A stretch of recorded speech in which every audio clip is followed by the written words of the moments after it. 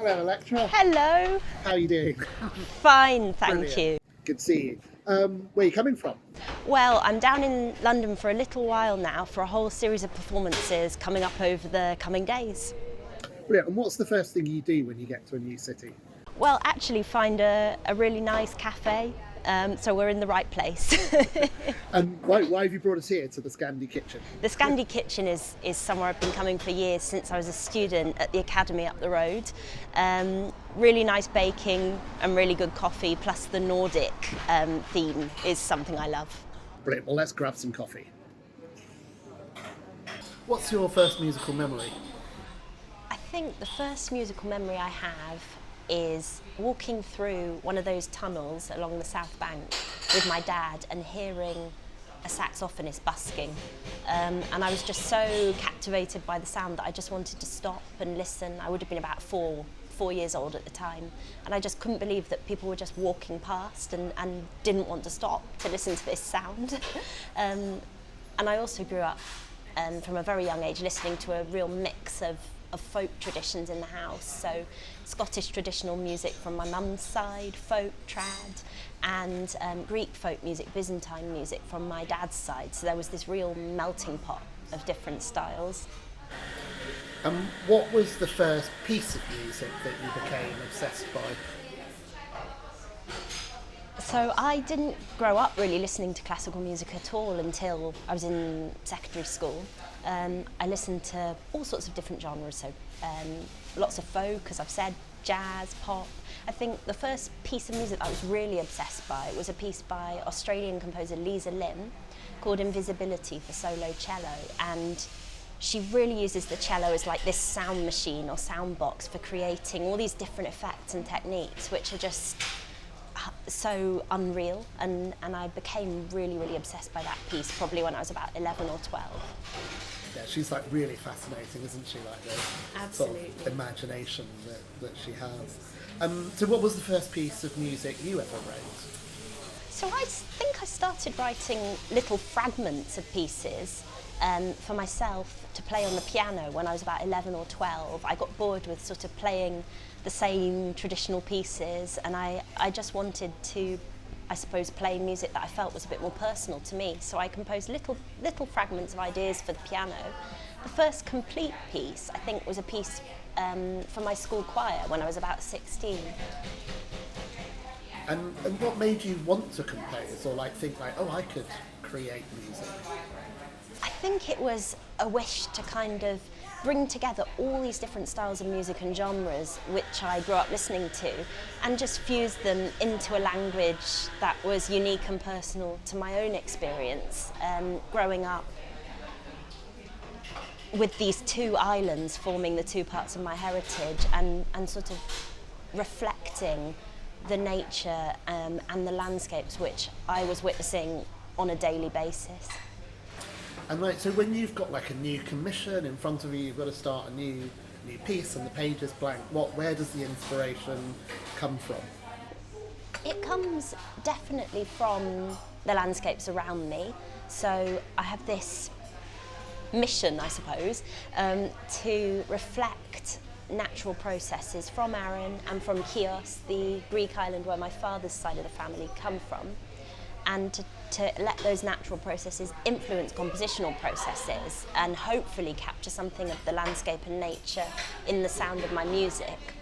And also, you know, from the communities who I work with in other projects. So often the inspiration comes from people I'm working with, whether it's children, whether it's people living with dementia, really diverse groups of people who I've had the opportunity to work with provide a big influence on the pieces and on the work. What's the most important lesson you learned when you started making music? There were so many hard lessons. I think probably just the importance of actually collaborating directly with musicians, getting their opinions on the ideas and hearing them perform, you know, just even drafts or sketches, and allowing that to influence the finished piece. And what's the most memorable project you've worked on? there have been so many memorable projects over the last years. I think a lot of those have been community-based projects. In particular, I'm thinking of one which was a joint commission from the London Sinfonietta with Live Music Now, in collaboration with the charity Rare Dementia Support UK, and I had the opportunity to work with a family living with dementia and tell their stories through a new chamber opera. How interesting. And what are you working on right now? Right now I'm working on this piece for the Orchestra of the Age of Enlightenment. So I've taken March from Fanny Mendelssohn's Jahr, which charts the whole year in movements, season by season. And it's a great challenge, I have to say, writing for the early classical orchestra, learning how to approach these quite different instruments is hopefully unlocking something new in my composing. Brilliant. And what would your dream commission, obviously, other than the OEU, what would your dream commission be? I think probably bringing a big community-based composition back home to the Scottish Isle of Arran. We've just set up a brand new festival on Arran, the International Festival of Chamber Music and Song. And I'd love to write a piece which brought together communities on Arran in a big collaborative compositional process. What do you do when you're not composing? Good question. I love being outside, so I do a lot of horse riding. I grew up riding, and it's just a really nice way of moving, but also, you know, being with an animal. I do a lot of hiking up in the mountains. Arran's pretty good for mountains. And I read a lot, all sorts. I don't really have a particular specific taste. I just love reading a really wide variety of fiction and nature writing as well. And so you talked about you play the piano. Do you play any other instruments? I grew up playing the oboe. So I started the oboe when I was about 10. And played with lots of orchestras and things like that locally. And I actually still really love writing for the oboe. It's one of my favourite instruments to compose for. I think just because it sounds so much like a voice. And it actually has a bit of a starring role in my new piece for the OAE. So, autobiographical. Yes. What's an instrument that you haven't written for that you'd love to have the opportunity to write for? I would love to write for the harpsichord. Never had an opportunity to write for the harpsichord, just because there aren't that many opportunities to compose new music for it. But I've always really loved the sound, the kind of purity of the sound. So hopefully that might come up one day, who knows? You need to work Stephen Devine. Yes. Who is the most important music teacher that you've ever had, and what did they teach you? I think I've had two really important kind of mentors, music teachers.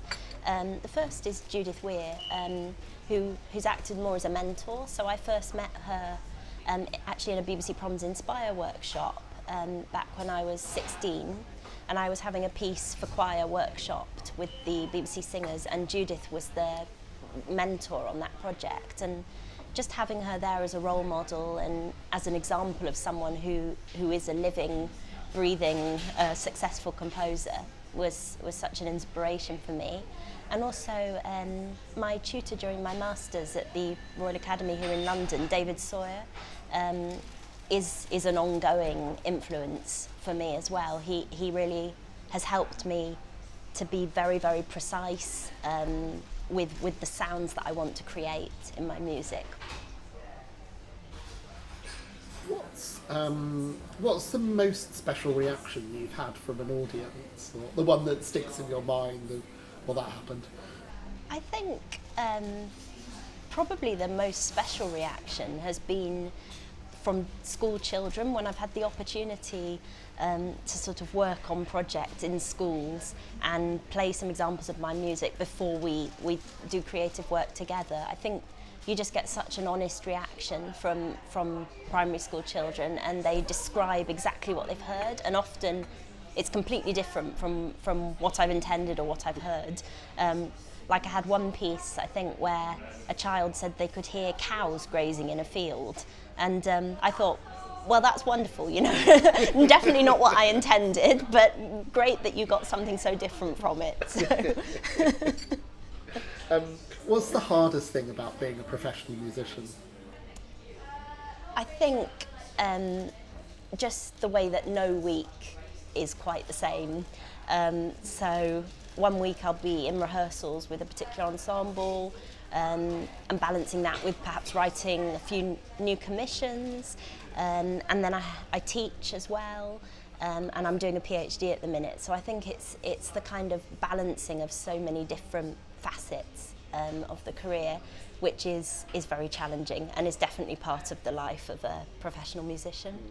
And what's the best thing about it? Probably also the worst thing is also the best thing, that variety and the way that no one day is the same. And I always think I get to meet and connect with people who I'd never have met had I not been in music, whether that's other professionals, composers, performers, audience members, people in the community. It's a really great way of connecting with people. So what's a quote you live by? I think not every day is a good day, but every day has so much good. Often I tell myself that, and it's just about finding something in the day which has been special or has made you feel happy. And I think often a day can feel really bad. Actually, when you look back, there was so much in it that was really quite good. Store that one. Yeah. Who is your favourite artist that's not a classical musician or composer? Oh, probably actually a photographer called Graciela Iturbide, and she actually, I recently saw an exhibition of hers at the Photographers Gallery here in London, but I've been following her work for a long time, and I just find her career really interesting. She went from being inspired by people and documenting communities to now, in her older age, focusing on nature and landscape. Inside or outside? Outside, definitely. What's your favourite road trip destination?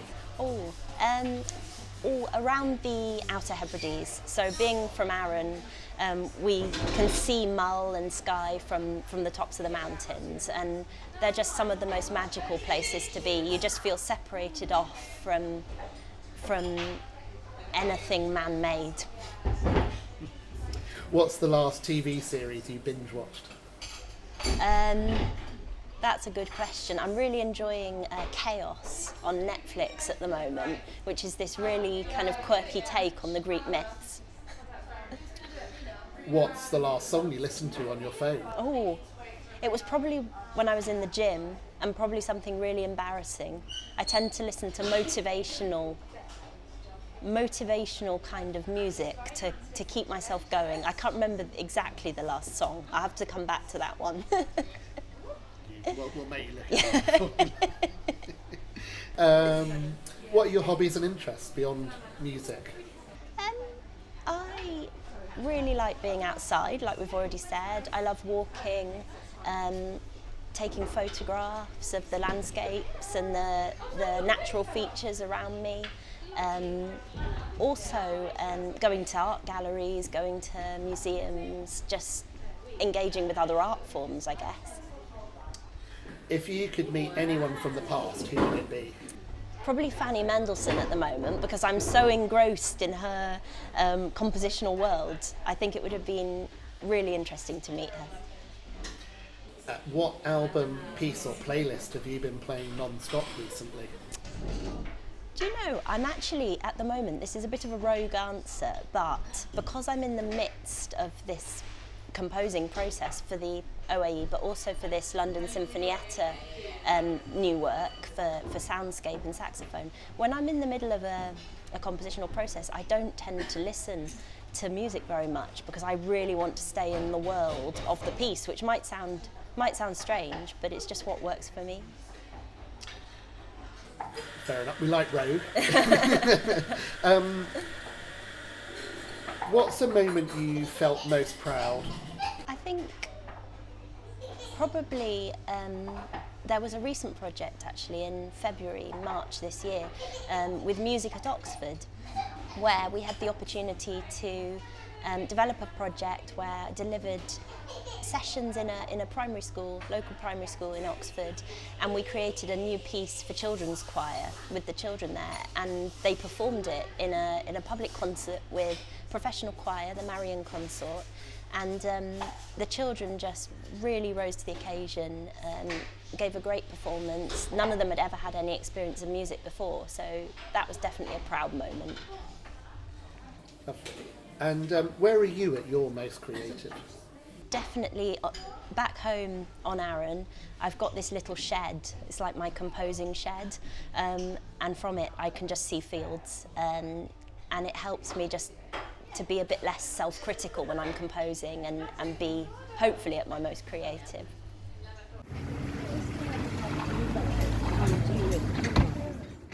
What's a phrase that you say too much? Probably basically. That's a go-to before everything. Right, okay, good. Well, that's basically your answer then, yeah. Are you a morning person or a night person? I would say I do my best composing in the morning, but that's not to say that I'm necessarily a morning person. I have to force myself to get up. What's your favourite season? I really like the spring, just everything coming into kind of bloom and the world waking up again. It's really beautiful on Arran as well during the spring. What's the best activity when you're at home on a rainy day? Probably just watching the rain. I could watch kind of rain moving in over the landscape for hours, I think. What was your worst subject at school? Maths. Not a maths person, I'm a words person, but definitely not a numbers person. So maths and music don't go together in my case. What's your top tip for surviving when you're away from home? I think probably just finding a good group of people wherever I go. So having that community, for example, when I'm down in London for rehearsals, keeping in touch with the friends I've made here and the contacts I've made here helps me to feel at home. What's the best coffee you've ever had? There's actually a really nice coffee place in Soho called the Columbia Coffee Roasters. Definitely the best coffee. Fab. And breakfast, full English, continental or other? Or full Scottish? Full Greek? Full Greek tends to be just like a really strong Greek coffee, so probably continental, croissant. It's a good one for a composer. Baroque or classical? Oh, Baroque, definitely Baroque. Oh. And what's your superhero ability? I think to be in a lot of places at the same time. I've had to get quite good at that. And can you tell us a joke? Oh, I'm known amongst my family for telling really bad jokes, but I'll have a go. So why did the mushroom go to the party? Why did the mushroom go to the party? Because he was a fun guy.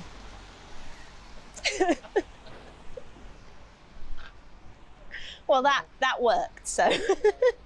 Is this you here then? Yeah, this is us. So thanks so much for coming out. Thank you. Thank you. Chat, and can't wait to hear the piece. Well, I need to finish it first, but me neither. Yeah. We'll see you soon. Thank you. Thanks.